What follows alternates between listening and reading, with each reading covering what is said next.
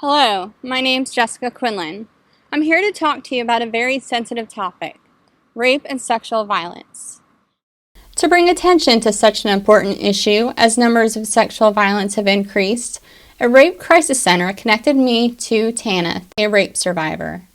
After speaking with Tanith, I spoke with several rape crisis centers to find out what resources are available to survivors. They also provided me with more information about the ongoing issues that rape crisis centers face and what more can be done to assist with their issues.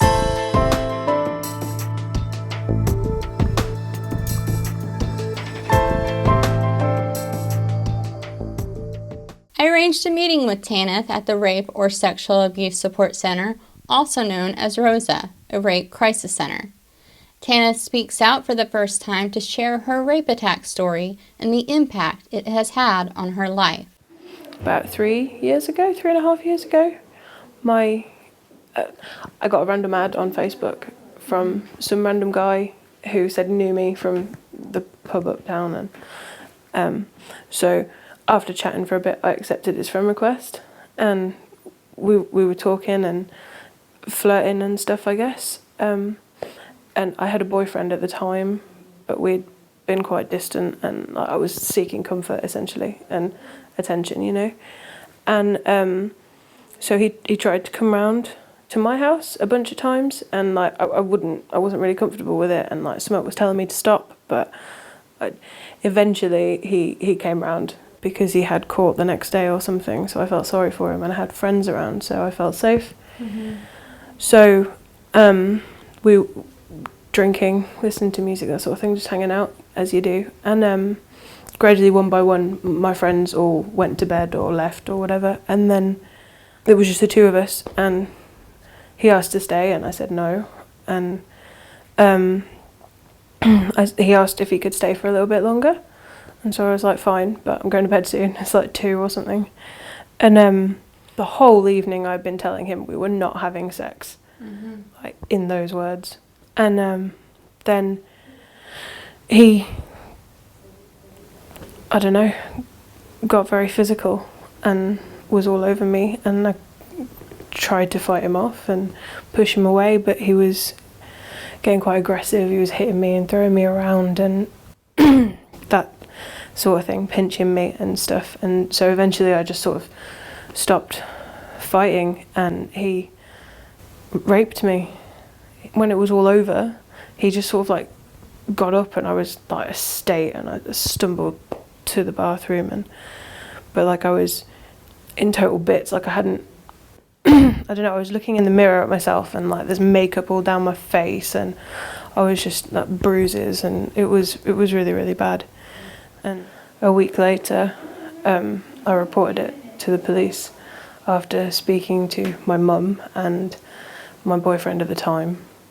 They encouraged me to go, and they said that they'd support me through the whole thing, and so I went and I reported it, and then it went to trial. What was the outcome? He changed his plea on the day of trial to guilty and went to prison. So he's in prison now. Wow. Yeah. So how long did he get sentenced for? 3.5 years. Okay. He'll be out next May. Do you worry about that? Every day. I already don't go out. Like my social life is still suffering. Like I don't have many friends left at all. I don't go out in my own hometown. I just don't ever. I won't even do my shopping at the supermarket.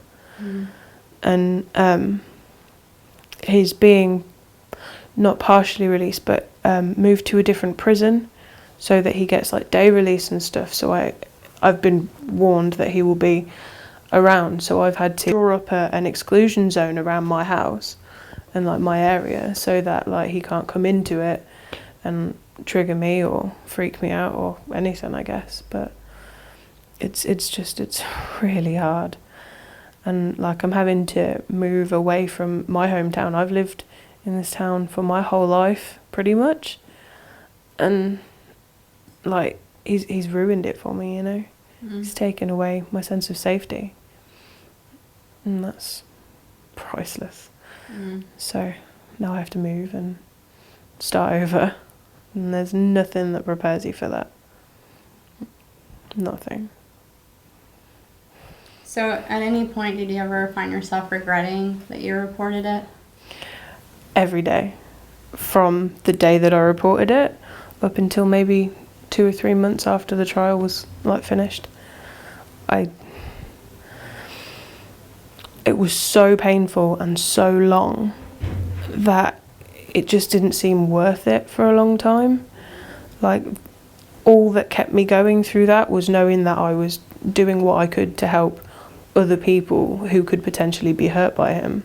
Tanith told me that she did not feel like she got enough support from the police because she was not receiving updated information and guidance throughout the process of her case. A lot of times she had to rely heavily on ROSA to keep in touch with the police in regards to her case. As a victim of a sensitive crime, Tanith felt that the police did not show enough compassion towards her vulnerable state. Like I said, the police don't treat you very nicely. They don't really make any, I don't know, there's no real sensitivity training, if you know what I mean. They took my phone off me to start with, which is understandable, and they kept it for months and months and months and went through everything on it. So my internet history, all of my conversations, all of my social media accounts, everything was gone through, all my pictures, all of my privacy was just totally destroyed. And it was horrible. It was horrendous. Did that make you feel basically you're being re-victimized in a way with them going through your information? It did. It felt like I had nothing left to give anyway. Nothing was mine anymore anyway. And then they violated my privacy. That's how it felt at the time. I understand that it's really important to make sure you've got the right guy. After hearing Tanith's comments about her phone being taken away during this process, I asked Kath Hannon, a member of the Police and Crime Commissioner Board, why this happens and if it is an effective way to investigate rape cases. But when the police do that, it's got to be proportionate, and it's got to be a reasonable line of inquiry. So if the offender said, if you check her phone, you will see that there are text messages between us, that we had a long-term relationship, and that was different to the information that the police had at that stage, then you would think that might be a reasonable line of inquiry. But then they should only be examining the timescales and the information that's relevant to that offence. I think it's completely abhorrent, really, that a victim should have to have their whole digital life exposed and potentially handed over to a defence team to make of it what they will. There is a reasonable point of inquiry which needs to be proportionate to the investigation. So yes, it needs to happen at some point, but it's got to be reasonable. However, Tanith suggests there is room for improvement. There must have been ways to do it that don't make survivors feel like, I don't know, like they're the ones in the wrong, like they're the ones that have to prove something. I don't know, I felt like I was just as guilty as he was, or I felt like I was being treated like I was. It's not right. Tanith said she was encouraged by her mom and her then boyfriend to report her rape attack to the local authorities and then get the emotional support she needed from a local rape crisis center such as ROSA. ROSA is an independent charity that offers free confidential support for anyone who has experienced the trauma of rape, sexual abuse, or sexual violence. Tanith told me ROSA provided her with a safe space that she desperately needed. It was a place where she could go once a week, where she knew no one could hurt her there. In order to get a better understanding of how a rape crisis center helps a rape victim survive and cope with the aftermath of rape, I went to Survivors Trust to speak with Linda Lewis, a training and development manager, to find out the different services they provide. Our centres will have people come in for a variety of options are open to them. They can have therapy, counselling, we have playgroup therapies for children. We also have like drop-in centres and group work, so we might have a group of male survivors having that peer support, or a group of female survivors that come together. But another area that people often use is helpline services. So we have one here at the Survivors Trust, a national helpline service manned by volunteers.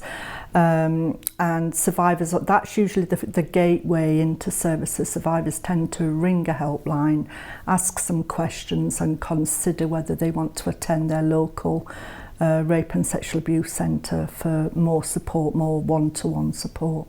Linda Lewis also said, sharing awareness is key to such a sensitive topic such as rape and sexual abuse, because it is still an ongoing issue.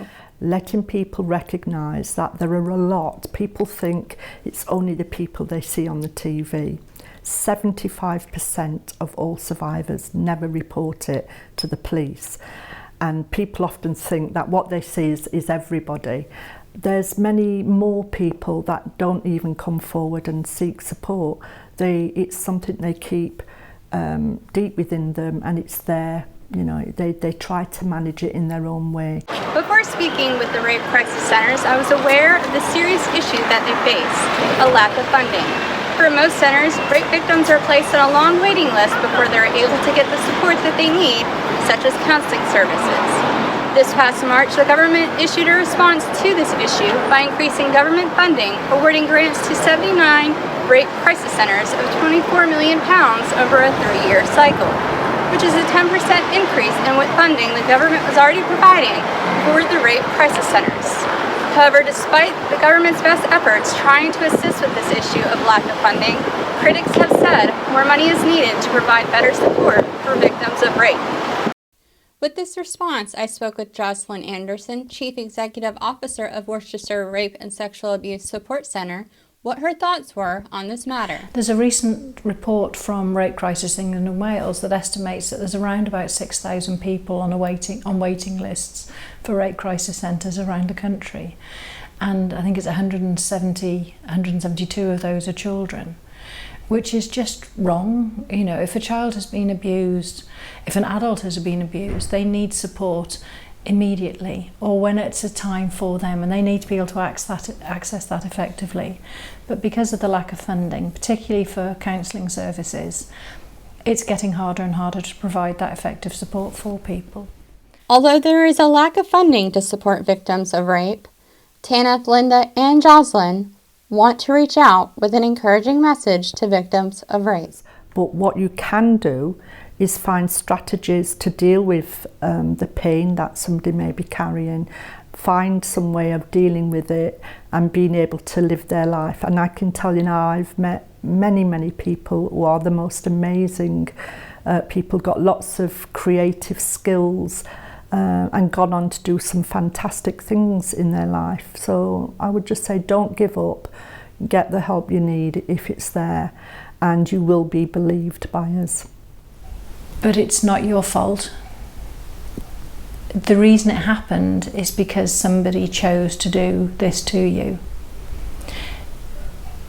There is no response, no action that anybody could ever do that would deserve a response of rape or sexual violence. There just isn't.